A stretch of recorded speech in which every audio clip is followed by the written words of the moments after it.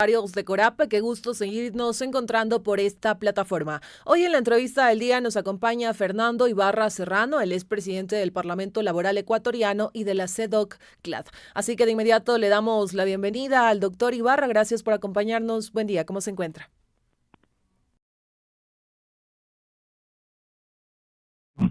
Gracias por acompañarnos, doctor Ibarra, y conversemos un poco acerca de una de las preocupaciones de los ecuatorianos y es la falta de empleo adecuado. La falta de empleo adecuado es uno de los retos estructurales más importantes que tiene nuestro país. Según algunos analistas, el panorama laboral en Ecuador no ha mostrado avances. Frente a esto también se habla del respeto a los derechos de los trabajadores y de mejorar las condiciones de los empleados. También el Ecuador vive un escenario electoral y se enfrenta a un posible cambio de gobierno si no gana el presidente candidato Daniel Noboa. ¿Cuáles son esos retos que tiene el nuevo presidente o presidenta del país frente al tema laboral?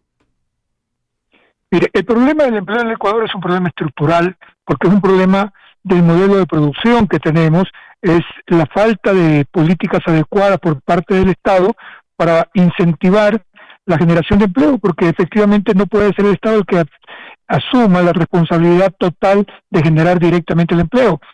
Es verdad que es un gran empleador a partir de la obra pública o de los servicios que debe prestar, pero su rol en este caso es motivar para que el sector privado pueda mover la economía y con esa dinámica económica generar empleo. Lamentablemente las políticas de los últimos años han sido totalmente erradas, se han perdido miles de millones de dólares en incentivos que no generaron empleo porque se dieron como cheque en blanco sin ninguna condición a los empresarios.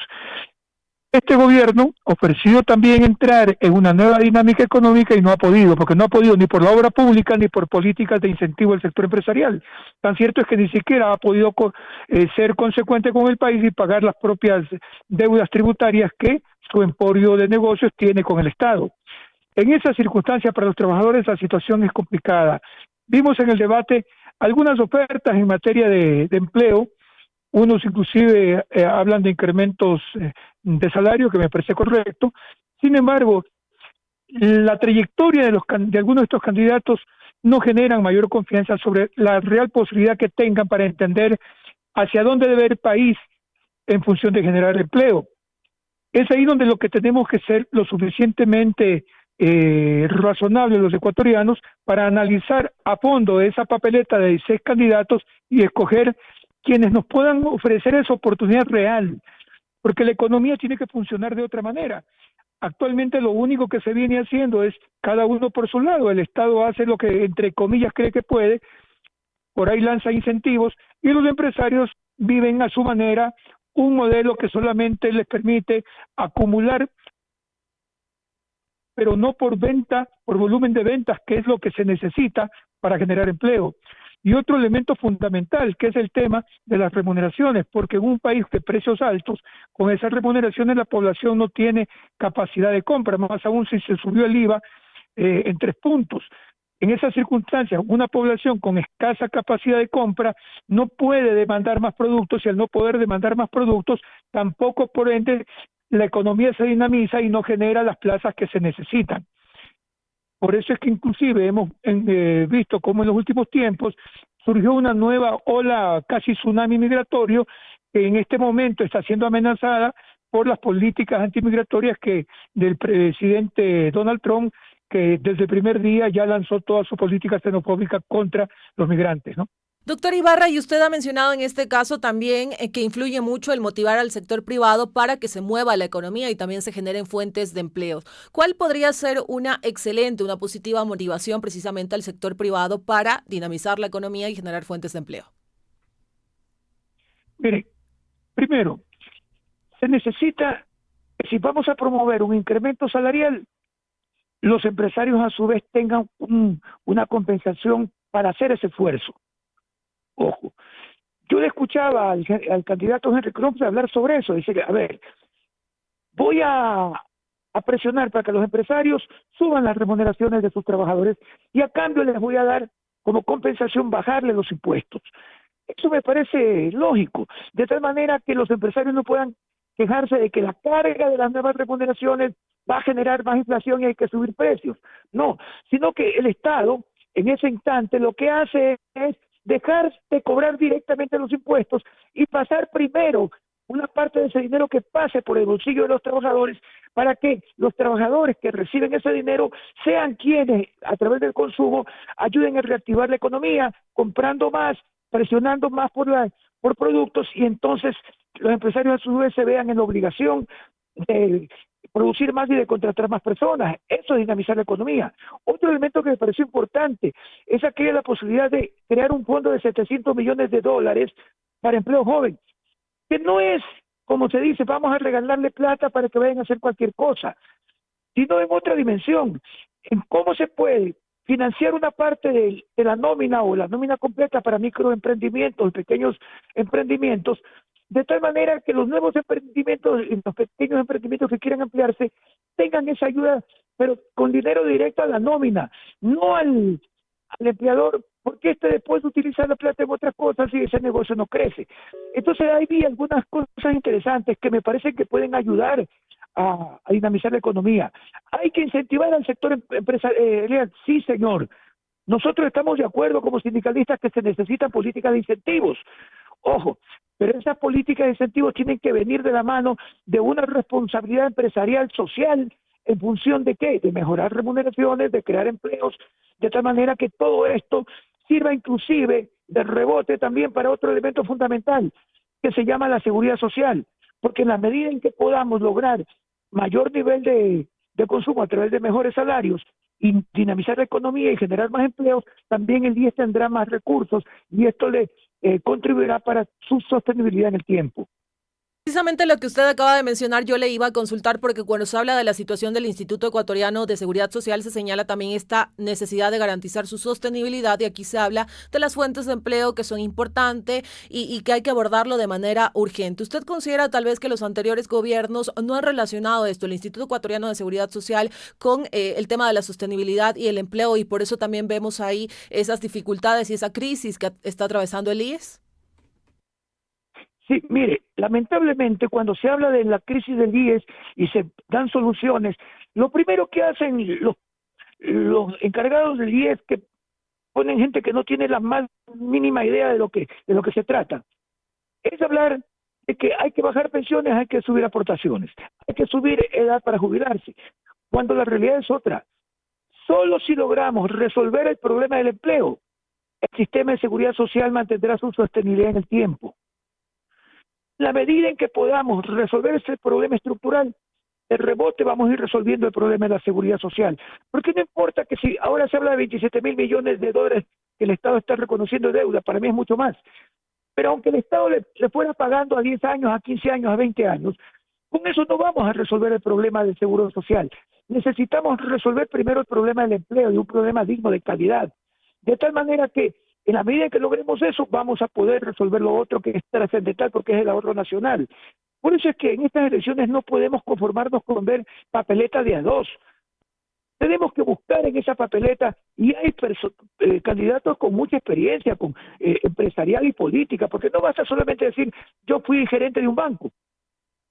Es que la experiencia en el campo de los negocios es muy importante, pero si de la mano no va también una experiencia política, porque el presidente de la República es un jefe de Estado, por lo tanto tiene que ser un hombre político. La improvisación de gente que no entiende de la política y por lo tanto no entiende del manejo del Estado es que llevan a este país a una crisis cada vez más aguda. No podemos resolver ningún problema. Tenemos los problemas de seguridad, tenemos los problemas en la salud, tenemos los problemas en la educación, porque no se entiende la dinámica del Estado y lo único que se dice, hay que achicar al Estado, pero no se dice para qué, por qué y con qué proyección.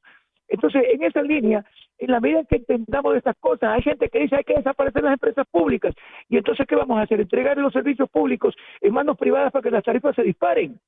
Entonces tenemos que ser coherentes, y en esa línea, yo particularmente después de lo que vi el debate, considero que en el perfil de lo que escuché y de la trayectoria, en el caso particular del ingeniero Cruz, con quien yo tengo mis diferencias en orden laboral.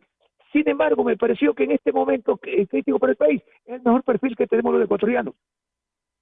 Doctor Ibarra, y aquí también consultarle un poco, cuando usted habla de motivar al sector privado y también de esas estrategias que debería de pensar pues el nuevo gobernante o también quien sea el presidente de Ecuador o presidenta para generar empleo, le consulto cómo podría también ser ese escenario para generar empleo joven, esto teniendo en cuenta de que pues bueno, los jóvenes salen de la universidad, de algún instituto y están viendo la posibilidad de tener una fuente de empleo. En el Ecuador se habla de algunas iniciativas como Mi Primer Empleo, Empleo Joven, sin embargo ellos siguen con esa desesperanza de no poder tener un espacio en el ámbito laboral.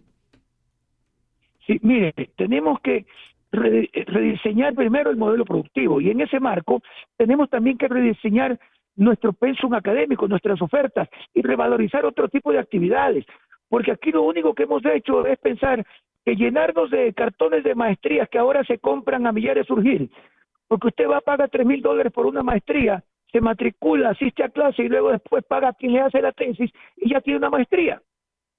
Y entonces la gente que se esfuerza en cuanto a tener maestrías, luego sale a la universidad y no encuentra porque las empresas no tienen, pues, la mayor parte de sus puestos no son para máster. O sea, hay que también reorientar la vocación de los jóvenes a otras carreras de carácter técnico-tecnológico que les permitan acceder a otro tipo de plazas de trabajo.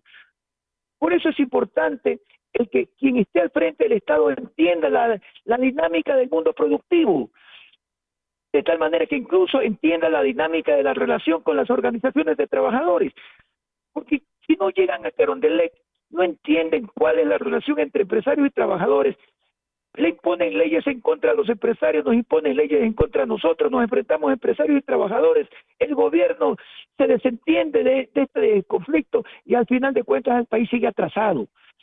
Los jóvenes necesitan otro tipo de oportunidades, hay que forjar eso, las universidades tienen que replantearse. Una reformulación de nuestro modelo productivo conlleva también una reformulación de todas las estrategias de la academia para responder adecuadamente a ese nuevo modelo de desarrollo, porque la universidad no puede seguir produciendo lo mismo de lo mismo y en mala calidad, cada vez es peor. Yo escribí el otro día en el Facebook, digo que la diferencia entre un buen abogado está en que uno de manera honesta va y prepara la defensa de su caso y otro va y simple y llanamente compra al juez. A ese nivel hemos llegado al deterioro de la academia. Entonces se requiere que el modelo productivo se replantee cosas y que entonces en un gran diálogo nacional que tiene que ser convocado por alguien que conozca de esto. Por eso es que no se puede elegir por elegir.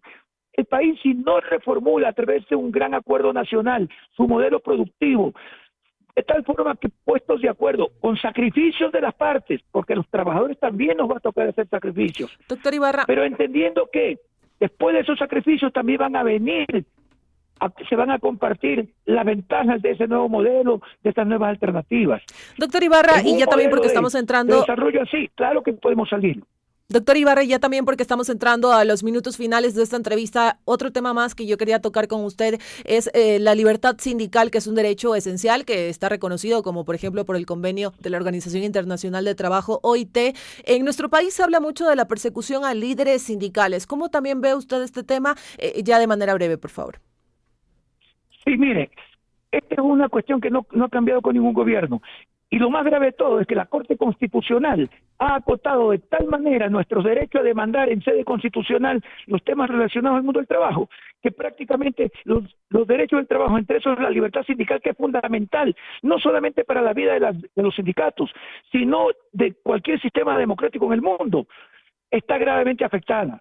Esto se debe en mucho, repito, a que la propia Corte Constitucional ha puesto los derechos de los trabajadores como de tercer rango, cuarto rango, cuando todos los derechos son de igual nivel, igual jerarquía y son interdependientes de acuerdo a la propia Constitución de la República. Los trabajadores estamos viviendo persecuciones, sí señor, ese Ministerio del Trabajo es una alcahuetería de corrupción y ahí nadie se dice nada. Ahora cuesta obtener el registro de una directiva. Está tarifado de acuerdo al número de afiliados que tiene un sindicato, cuánto puestos registradas, y entonces se producen entre inclusive los trabajadores problemas sobre las designaciones directivas. Hoy el ministerio es el que le pone el dedo y dice quién es o no quién es el secretario general de un sindicato.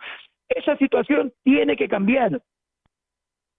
Ok, perfecto, doctor Ibarra, le agradecemos mucho por su tiempo para los medios comunitarios de Corapa y por compartirnos este análisis acerca de la situación que está enfrentando el país frente a esta necesidad de que se generen más fuentes de empleo. Muchísimas gracias por acompañarnos y que tenga un excelente resto del día.